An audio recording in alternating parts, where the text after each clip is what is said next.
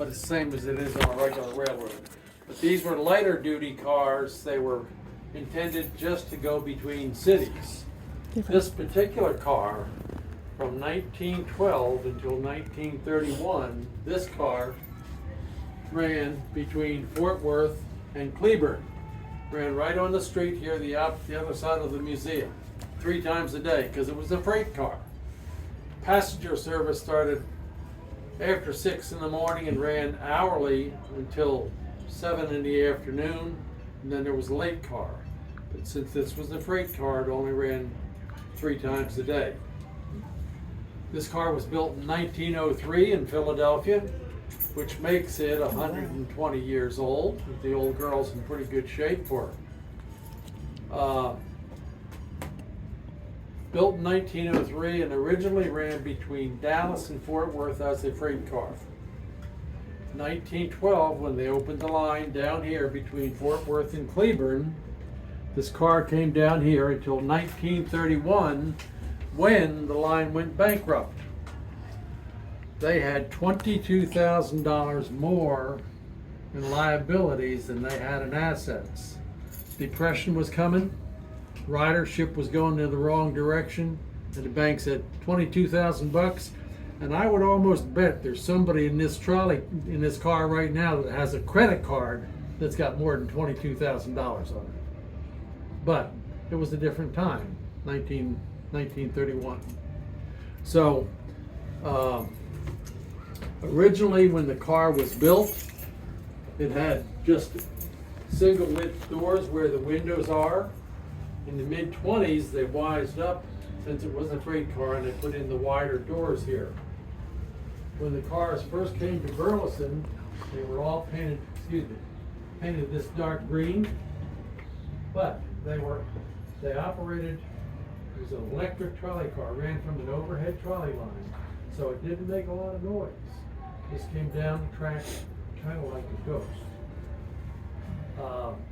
In the mid-20s, after they had run over some people and run into some cars, they went to the International Orange. I call it International Orange, but that is the color. The color of the car is now is the color it was in the 1920s. When we got the car, well, the car ran here until 31, then it went back and ran Dallas to Fort Worth until the late 30s. Somewhere late 30s, early 40s, they sold a number of these cars. And this we found this car, Whiskey Flats, Fenbrook, over on Highway 377. We found it in the mid-90s. It was out in the field. The farmer was using it for hay and grain storage. And there was a mama bird who had a nest of baby birds in the car when we found it.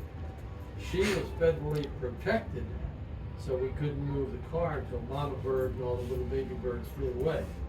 So then we brought it over here and we worked on the car for probably 10 years. Moved it to this location in the year 2010.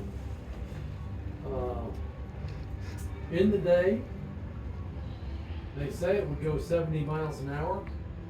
I'm not sure you would want to be on that ride that was going 70 miles an hour. It's kind of like on a roller coaster, I would imagine.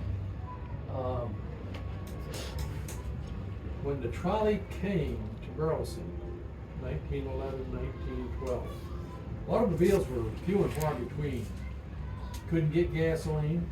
So, if you were going to go up to Fort Worth and go to Leonard's department store and do some shopping in a real store, you hitched up the wagon. Mom and Dad and the kids got in the wagon on Saturday morning and they went to Fort Worth. Took them 4 or 5 hours with a horse. So they would shop on Saturday, spend the night in Fort Worth on Saturday, come home on Sunday. So in 1912, here comes the trolley car. Now we come down to the trolley station, we buy a ticket, and in 45 minutes, we are in Fort Worth. 45 minutes, so you're up and back in one day instead of spending the whole weekend going up there and coming back. And this young lady, her mama-in-law is coming for dinner tomorrow, and she has eye on a really nice gravy boat at Leonard's.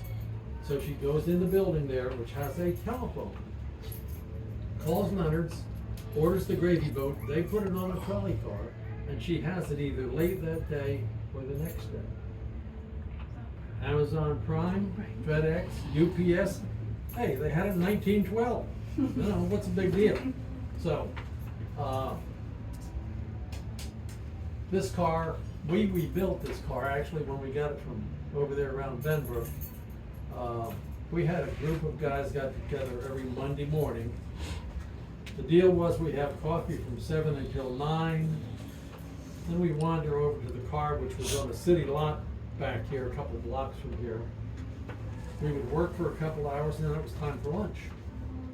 So we were all probably in our 60s, maybe a couple guys were in their 70s at that time. So we have lunch until 1 o'clock. Then it's time to come back to the car, clean up, and then we go home. So really for about 2 hours every week, we worked on the car. But the floor is all new, the overhead is all new, inside and outside walls are all new. The after wall, I call it a bulkhead, but I did some time in the Navy, so that after wall back there and the forward one are original. All of the hardware, all of that is 1903. So with that, I'm going to go out and I will turn the lights out when I go out. And ring the bell before you go. Ring the bell? Ring the bell. That young man right there, just yank the cord. Yank it. There you go. Trolley's coming, trolley's coming. Your son can do it too if he'd like to. No? Okay. Okay, so I'm going to turn the lights out and. Oh, you didn't show me the motor. What am I? Where the motor is. I forgot my stool.